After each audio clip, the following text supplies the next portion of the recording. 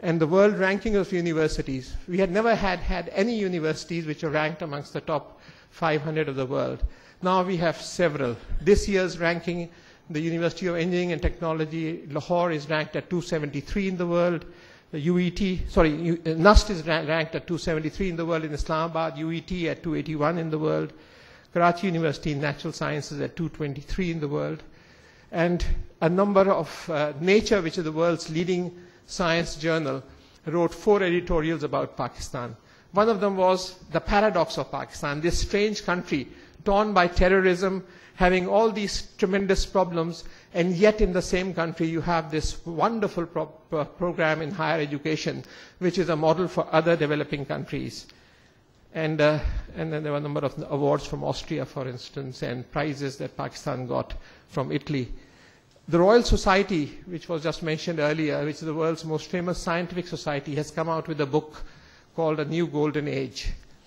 And that talks about Pakistan as being the best practice model to be followed by other developing countries in the field of higher education, because it says never before in the history of the world has a sector of higher education being transformed so rapidly as has happened in Pakistan. Strangely enough, the Indian government became worried at what was happening, and Professor C.N.R. Rao, who happens to be a good friend of mine, we are together in TWAS, in the Academy of Science of the Developing World, made a presentation to the Indian Prime Minister, and this was published in Hindustan Times by Neha Mehta, an article, Pak Threat to Indian Science. And it talked about what the transformation that has taken place in Pakistan, and that we may soon join China in giving India a serious threat in leadership in science.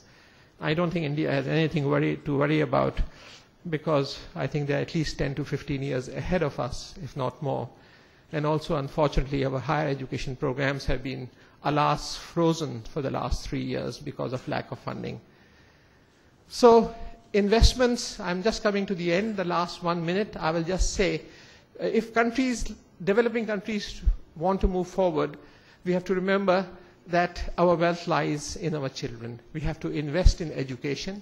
We have to invest in their creativity. And we have to then provide them with opportunities to perform within their respective countries, rather than migrating to apparently greener pastures elsewhere. So this is, so we have to sow the seeds today. There are no short-term answers.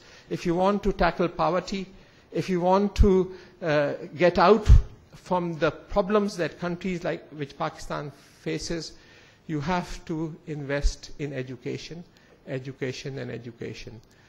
For this, you have to have a visionary government, an honest government, a technologically competent government. If you look at the cabinet in China or the cabinet in Korea, they have top-class scientists, engineers, academicians, professionals on their cabinet.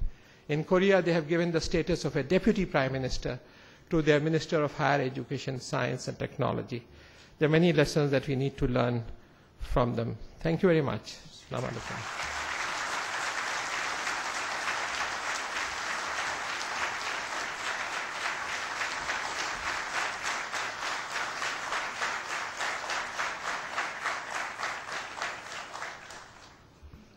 It's always a challenge to take the stage after you, Dr. Saab, but I can only try to keep the program going. That's a fascinating, I've had the opportunity to hear this, see some of the slides in various presentations, and it's amazing how clear and precise the roadmap is, and it's just a matter of, I guess, us following it. So the kind of the building blocks or the ABCs. So it is our sincere, I guess, prayers that we do follow on something like that, because by and large we are in a gathering that talks about integrity and accountability, and that's where we're headed to. For our next keynote speech, the second keynote speech is about striking a balance, profit maximization and service to community.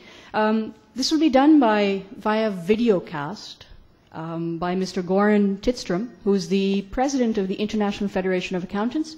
Mr. Tidstrom was confirmed to attend this conference in person, but as you can see around you, circumstances beyond our control. but and he was not able to make it, but we do have him via videocast. Let me just tell you a little bit about Goran Tristram. He's the president of the International Federation of Accountants, the IFAC. Prior to this role, he served as the IFAC deputy president from 2008 to 2010, a European representative to IFAC since 2000. He became a member of the IFAC board in 2003 and is currently chair of the Planning and Finance Committee and a member of the IFAC Regulatory Liaison Group. We have him via videocast. Also, let me tell you, immediately after this, there will be a short 3 to 5 minute networking session, so you will have an opportunity to exchange cards, perhaps ask Dr. Ataur Rahman some more thoughts, exchange a couple of cards, and stretch your legs. But for right now, let's give a virtual round of applause for Goran Tristram. May we please have the video?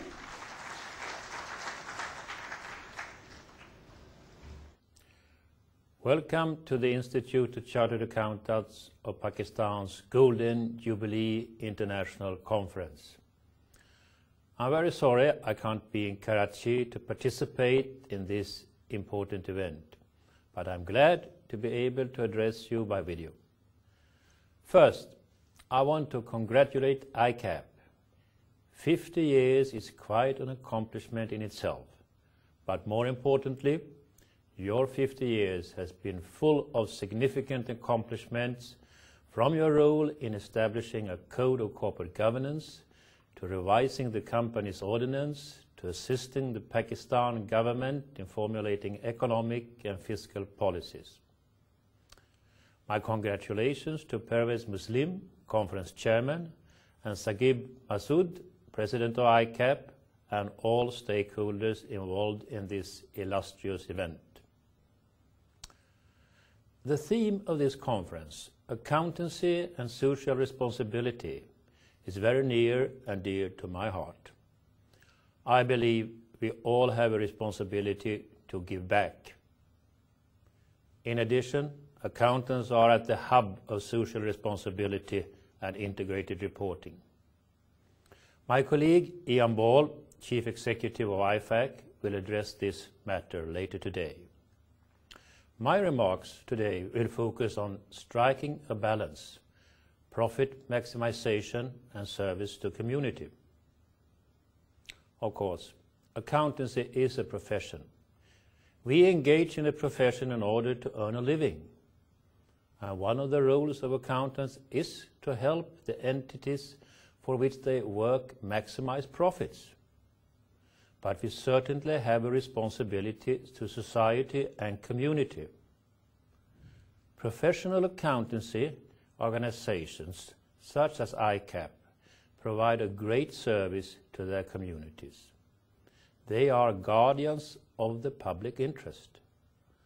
When they are properly structured and resourced, they can make major contributions to reform and development efforts, not only for the benefit of their members, but for public financial management, financial stability, economic growth, and social progress. IFAC also works in the public interest, in part by strengthening the worldwide accountancy profession and contributing to the development of strong international economies. So, let me talk a bit about the different areas in which we operate and how ICAP and IFAC work together to help accountants maximize profits while also providing service to the community.